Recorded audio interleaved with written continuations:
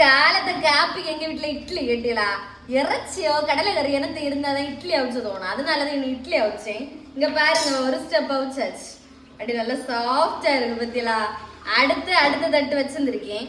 அடுத்த தட்டு வீத்தம்பளனே இருங்க. ஒரு குண்டுல மட்டும் மாவு உதவையில நம்ம இதுக்கு மாவு உதவச்சணும். எப்படி தெரியுமா? இருங்க, பாத்திரத்துல ஒட்டை இருக்கலாம், அதை எல்லாத்தையும் நல்லா வலிச்சு போடணும் கேட்டீங்களா.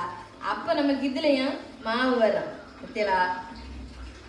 சிலவி இந்த ஒட்டை அப்படியே கழுவி வீத்துணும்.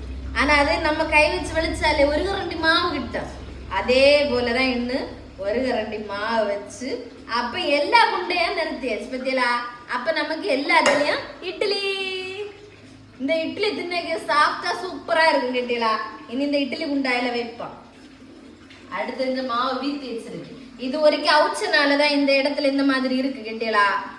உடனே இட்லி பாத்திரம் கழுவல அப்படின்னு சொல்லாதுங்க. இதுனே இருங்க, ஒருக்கே எடுத்து பத்தியலா. அதனாலதான் அந்த இடம் இப்படி இருக்கு. அடுத்து இப்படி வச்சுட்டு மூடி வச்சோம்.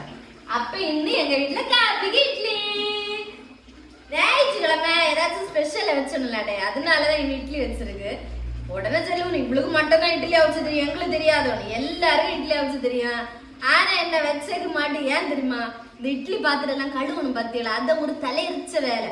அதனாலதான் நான் இட்லி அவிச்சவே மாட்டேன் கேட்டீங்களா. தோசைனா தோசைகள்ல அடிச்சு விட்டு அடி எடுத்தாம தோசைகள்ல நம்ம கழுவண்டா பத்தியல. அதனாலதான் பாதி நாள் நான் தோசை எழுதி விடுவேன் கேட்டீங்களா.